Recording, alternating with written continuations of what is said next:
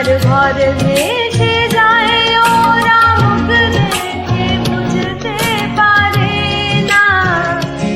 ওরা এমন কেমন বোঝে না ওরা আসল কারণ